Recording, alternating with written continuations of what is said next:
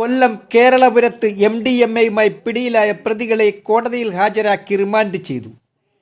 Innova Nissan Sunny കാറിലും കടത്തുകയായിരുന്ന 48 gram MDMAയും 14 ഗ്രാം കഞ്ചാവുമായാണ് വടക്കേയുള്ള സ്വദേശി മുഹമ്മദ് അനീസ് 25, വാളത്തുങ്കൽ സ്വദേശി മനോബർ 35, ഇരവിപുരം സ്വദേശികളായ ഷാനു 31, സെയ്ദലി 26 എന്നിവരാണ് കൊല്ലം റേഞ്ച് ഇൻസ്പെക്ടർ P. ശങ്കറിൻ്റെ നേതൃത്വത്തിലുള്ള എക്സൈസ് സംഘത്തിൻ്റെ പിടിയിലാവുന്നത്. രണ്ടാം പ്രതി മനോബർ സ്ഥലത്തു നിന്നും ഓടി രക്ഷപ്പെടുകയായിരുന്നു. പ്രതിക്കായി അന്വേഷണം ഊർജിതമാക്കിയിട്ടുണ്ട്.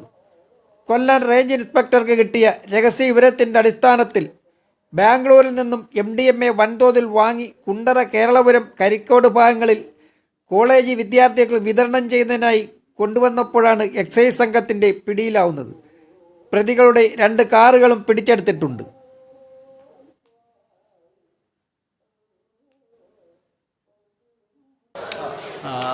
ഇന്ന് കേരളപുരം ഭാഗത്തു നിന്ന് 48 ഗ്രാം MDMAയും 14 ഗ്രാം കഞ്ചാവുമായി 4 പ്രതികളെ ആണ്. അതിൽ 3 പേർ പ്രതികളെ അറസ്റ്റ് ചെയ്തു. ഒരു പ്രതി ഓടിപ്പോയിട്ടുള്ളതാണ്.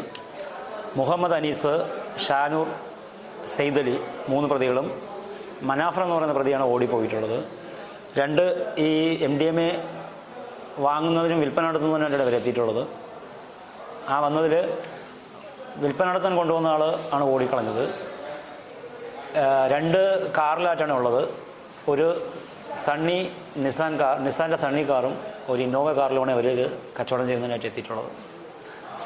ഇൻഫർമേഷൻ്റെ അടിസ്ഥാനത്തിലാണ് ഇവരെ അറസ്റ്റ് ചെയ്തിട്ടുള്ളത്. ഈ ഓടിപ്പോയ പ്രതിയെക്കുറിച്ചുള്ള അന്വേഷണം നടന്നുകൊണ്ടിരിക്കുകയാണ്.